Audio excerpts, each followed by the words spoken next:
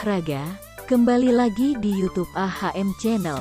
Sebelum melanjutkan menonton video ini, jangan lupa dibantu subscribe, like, komen dan share-nya untuk mendapatkan video-video terbaru di channel ini.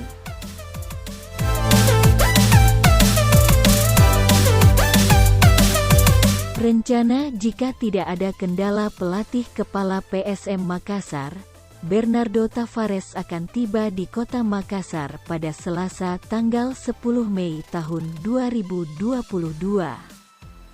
Setelah tiba, manajemen PSM Makassar akan memperkenalkan secara resmi bersama dengan pemain yang menjadi rekrutan pasukan Ramang musim ini 2022. Sehari setelah perkenalan, Bernardo dijadwalkan langsung memimpin latihan perdana di lapangan Bosowa Sport Center, BSC, Jalan Tuku Umar, Kota Makassar.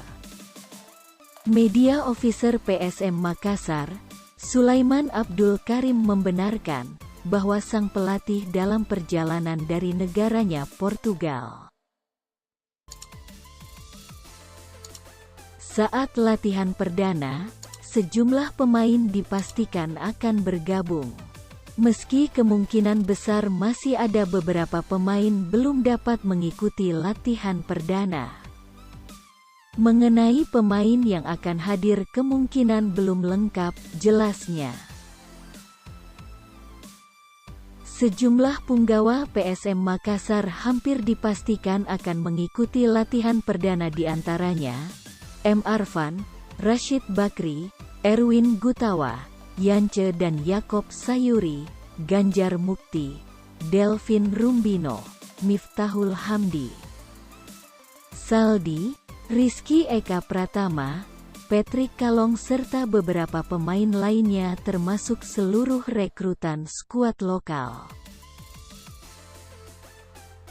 Dan khusus pemain asing, kemungkinan 3 pemain yang di bawah Bernardo Tavares akan diikutkan latihan. Sementara Wiljan Pluim dikabarkan saat ini dalam perjalanan dari negaranya.